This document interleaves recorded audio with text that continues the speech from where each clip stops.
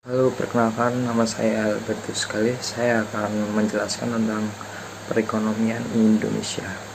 Saya bagi menjadi 3 aspek, yaitu yang pertama adalah pertumbuhan ekonomi, yang kedua adalah stabilitas, yang ketiga adalah tenaga kerja. Jadi, apa definisi pertumbuhan ekonomi itu? Pertumbuhan ekonomi adalah ukuran kinerja perekonomian makro di suatu negara untuk mengetahui tingkat kesejahteraan ekonomi warga negaranya.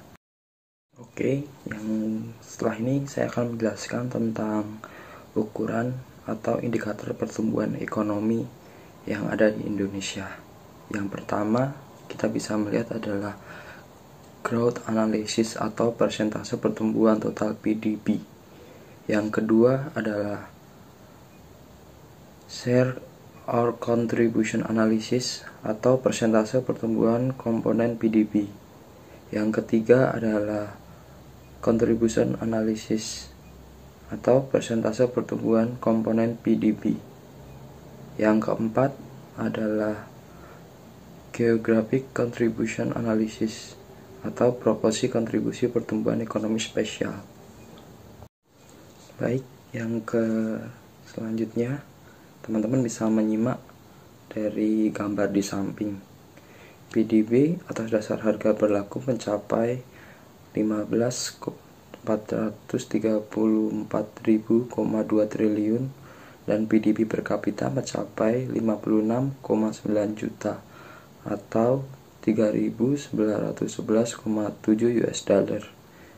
Ekonomi Indonesia tahun 2020 mengalami kontraksi pertumbuhan sebesar 2,07% dibandingkan tahun 2019.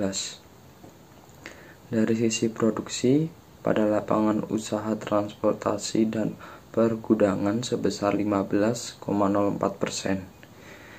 Ekonomi Indonesia triwulan keempat 2020 terhadap triwulan keempat 2019 mengalami kontraksi pertumbuhan sebesar 2,19%. Dari sisi produksi, lapangan usaha transportasi dan pergudangan mengalami kontraksi pertumbuhan terdalam sebesar 13,42%. Dari sisi pengeluaran, komponen ekspor barang dan jasa mengalami kontraksi pertumbuhan terdalam sebesar 7,21%. Sementara impor barang dan jasa yang merupakan faktor pengurangan terkontraksi sebesar 13,52%.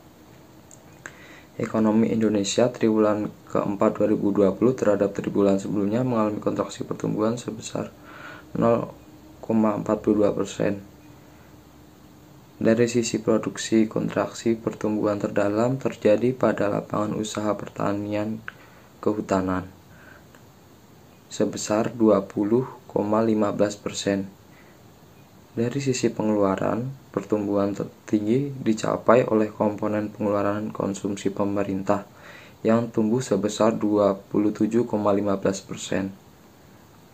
Struktur ekonomi Indonesia secara spasial pada 2020 didominasi oleh kelompok provinsi di Pulau Jawa sebesar 58,75% dengan kinerja ekonomi yang mengalami kontraksi pertumbuhan sebesar 2,51%. Jika dilihat dari perspektif pertumbuhan ekonomi tahun 2021, dalam hal ini Bank Indonesia optimis perekonomian Indonesia di 2021 akan kembali ke zona positif, bahkan melesat hingga berada di kisaran 4,8% hingga 5,8%. Ketahanan perekonomian di tahun ini ditopang oleh membaiknya sejumlah komponen pembentuk produk domestik bruto atau PDB, yaitu perbaikan kinerja ekspor didukung dengan perbaikan pertumbuhan ekonomi global. Selanjutnya saya akan menjelaskan tentang stabilitas ekonomi.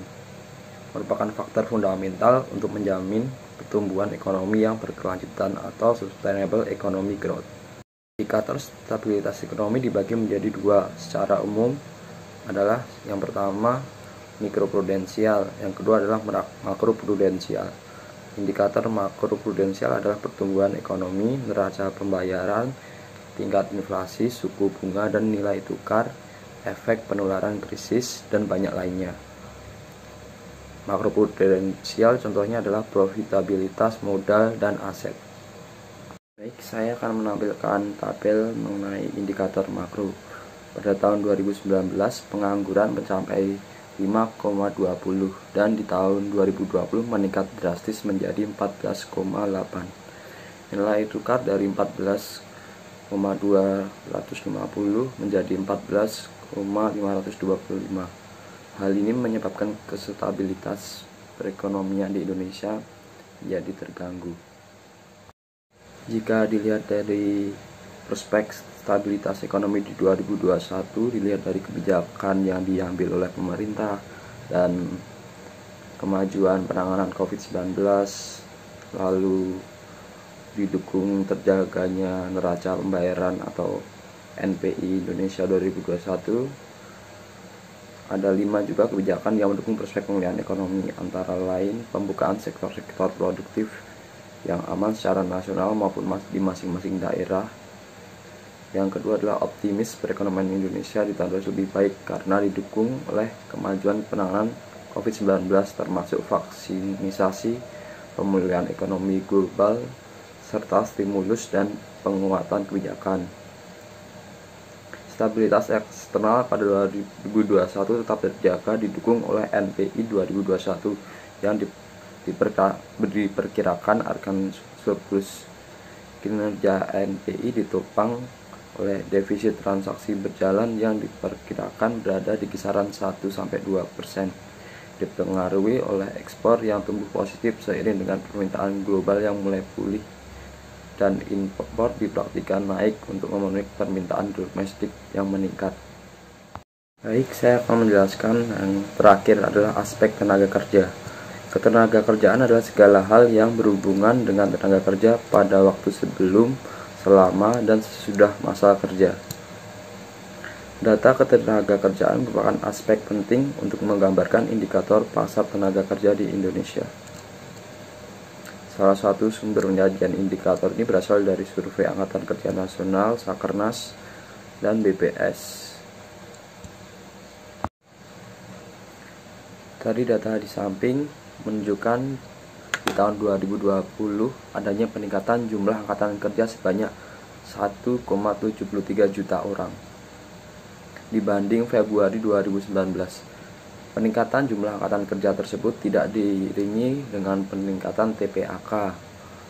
Pada Februari 2019, TPAK sebesar 69,32%, turun 0,15% poin menjadi 69,17% pada Februari 2020. Sedangkan jika dibandingkan dengan kondisi Agustus 2019, jumlah angkatan kerja bertambah sebanyak 4,35 juta orang seiring dengan TPAK yang meningkat sebesar 1,68% poin.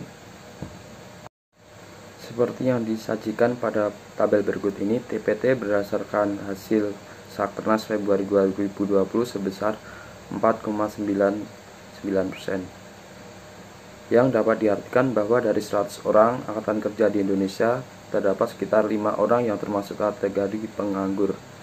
Di samping itu, hal ini juga menunjukkan bahwa TPT di Indonesia cenderung mengalami penurunan, baik bila dibandingkan dengan kondisi Februari 2019 maupun Agustus 2019 dengan penurunan masing-masing sebesar 0,02% poin dan 0,29% poin.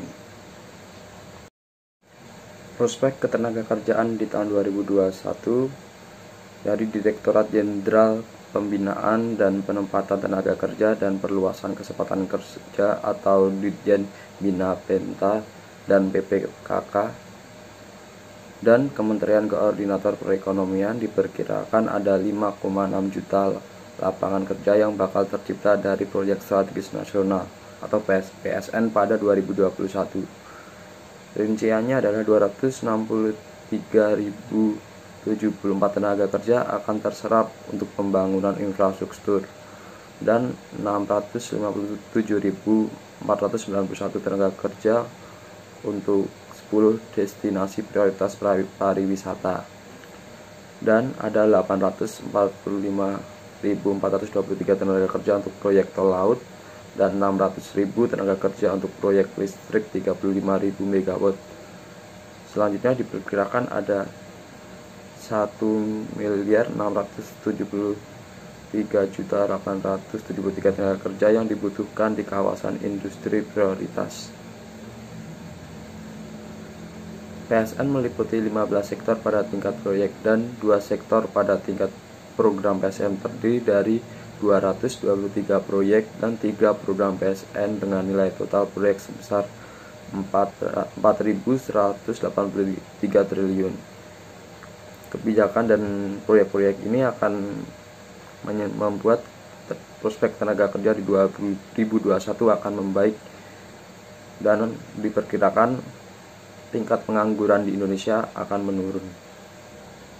Baik, terima kasih pada teman-teman telah menyimak perkembangan dan pertumbuhan ekonomi di Indonesia dari tahun 2019, 2020 hingga prospek di tahun 2021. Semoga teman-teman mengerti dan mau mempelajari dan membaca lagi tentang perkembangan perekonomian di Indonesia.